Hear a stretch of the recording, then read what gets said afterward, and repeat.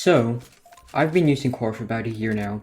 I have seen the lack of proper reviews on it, as most of them seem to be people who have used it for a few hours and think to know everything about it.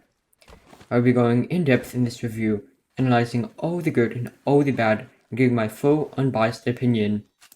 Please note that Core is in heavy development and everything is subject to change. Let's start off with the graphics. Yes, they look like Fortnite graphics in lots of games, but in some games, the creators have took the time to make it look like their own and have unique graphics.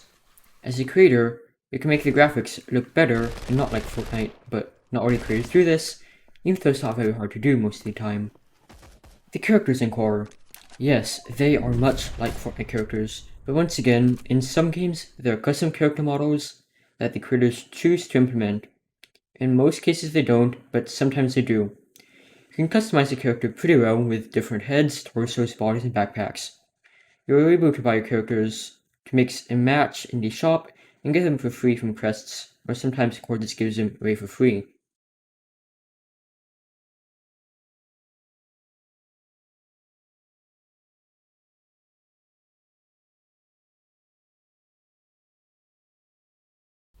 The community in Core is very epic. Core has two Discords, one for players and one for creators. Both make semi-active.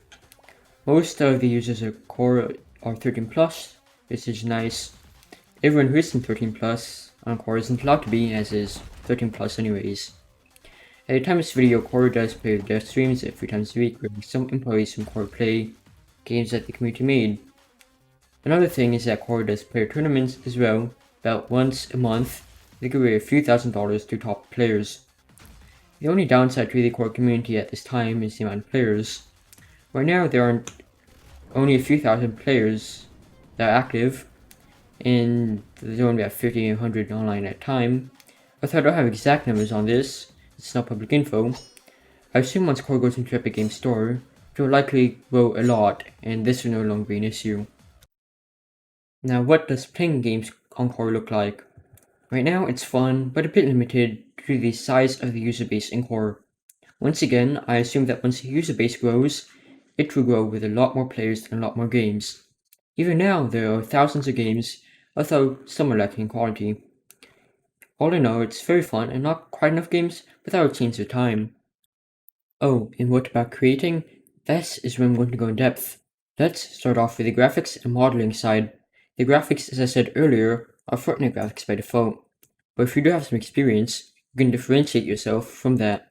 With modeling, Core does have one slight downside, with that being that you can't import models and you have to make your own using the kit bashing system. The kit bashing system is great once you get used to it, and people have created some insane stuff with it. Overall, map making is also pretty nice. It's quite easy to block out areas and add detail to them.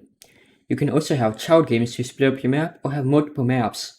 These allow you to have vast open roads without too many performance issues. On the topic of map making, Core also has a very cool terrain system. It's second only to the actual Unreal Engine terrain system. These sculpting tools feel powerful and responsive, but there is a drawback. The materials for grass and cliffsides are kinda limited in my opinion. Trying to make photorealistic or even just semi-photorealistic terrain is out of the question. But that aside, making stunning terrain is still possible. Now, on to making gameplay. For people without coding experience, it is easily the most easiest engine. No coding is required for lots of things, even if a bit limited. Due to the vast amounts of free scripts and frameworks that the creators of Core and the community have released, you can practically drag and drop everything together. With coding experience, or if you wish to learn coding, Core is also great. It uses the Lua language, which is one of the easiest languages to learn and is still very powerful. Core has an extensive API that allows you to code almost anything you want.